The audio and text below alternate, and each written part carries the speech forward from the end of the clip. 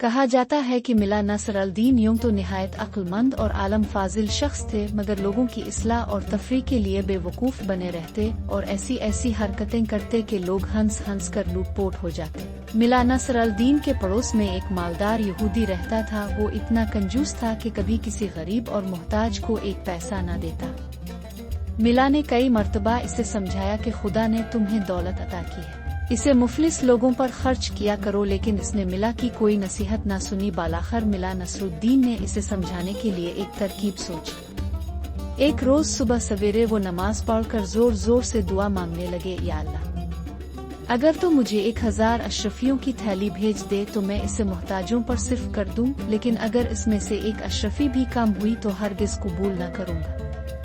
यहूदी ने ये दुआ सुनी तो सोचा कि मिला बड़ा ईमानदार बनता है, इसकी ईमानदारी आजमानी चाहिए। ये सोचकर इसने थैली में 999 अशरफियां भरी और ऐन इस वक्त जबकि मिला नसर अल-दीन दुआ मांग रहा था, अशरफियों से भरी हुई थैली उनके सहन में फेंक दी। मिला नसर अल-दीन ने लपक कर थैली उठा ली और अशरफियां निकाल कर गिनने लगे। कल 999 अशरफियां थीं।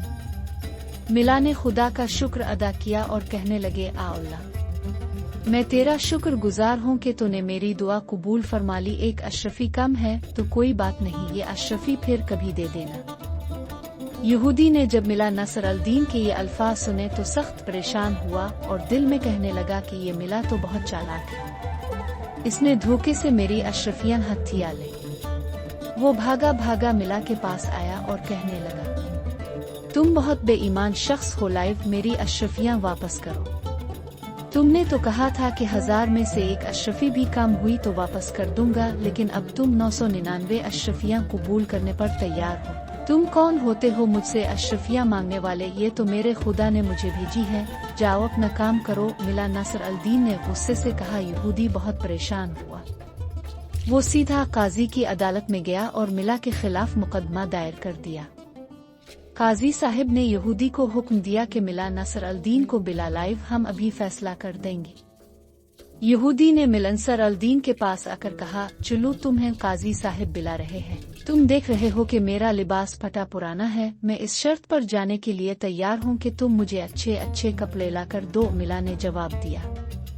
यहूदी पहले तो सटकाया, फिर इसने ये शर्त मंजूर कर ली और साफ सुथरे कपड़े मिला को लाकर दिए। मिला नसर अल-दीन बेशकीमत लिबास पहन चुके तो कहने लगे, मियां, क्या इतना कीमती लिबास पहनकर पैदल ही काजी की अदालत में जाऊं? लोग देखेंगे तो दिल में क्या कहेंगे? जाओ घोड़ा ले, अलिफ मद्दा छोटिए हम जावाओ, इस पर सवार होकर जाऊंगा। मरता किया ना करता। यहूदी ने अपना घोड़ा भी मिला के हवाले कर दिया और मिला साहिब निहायत शान और शौकत से घोड़े पर सवार होकर काजी की अदालत में पहुंचे। मुकदमा पेश हुआ। काजी साहिब ने दोनों को गौर से देखा। मिला नसर अल-दीन का कीमती लिबास और सवारी का घोड़ा भी उन्होंने देखा और यहूदी का लिबास भी, और ये भी महसूस किया कि वो यहूदी पैदल आया है। यहूदी ने जब सारा किस्सा सुनाया तो काजी साहिब मिला नसरुद्दीन की तरफ मुतवज्जे हुए। मिला साहिब, तुम इसके इल्जाम का क्या जवाब देते हो? काजी साहिब ने मिला नसर अल-दीन से पूछा। हुजूर, ये यहूदी मेरा पड़ोसी है और बड़ा झूठा शख्स है। अभी तो ये कहता है कि मैंने इसकी 999 अशरफियां हथिया ली हैं और कुछ देर बाद कहेगा कि ये लिबास जो मैंने पहना हुआ है वो भी इसी का है। मिला नसरुद्दीन ने जवाब दिया तो ये सुनते ही यहूदी आग बगूला हो गया। हाँ जनाब, ये लिबास भी मेरा है, मैंने इसे पहनने के लिए दिया था। यहूदी ने चलाकर कहा, सुन लिया आपने, ये लिबास भी इसका हो गया और अभी देखिएगा ये कह देगा कि घोड़ा भी इसी का ही। मिला नसरुद्दीन ने कहा तो यहूदी का गुस्सा मजीद बढ़ गया। हाँ हुजूर, ये घोड़ा भी मेरा ही है, मिला ने मुझसे सवारी के लिए मांगा था। यहूदी ने एक बार फिर चलाकर कहा।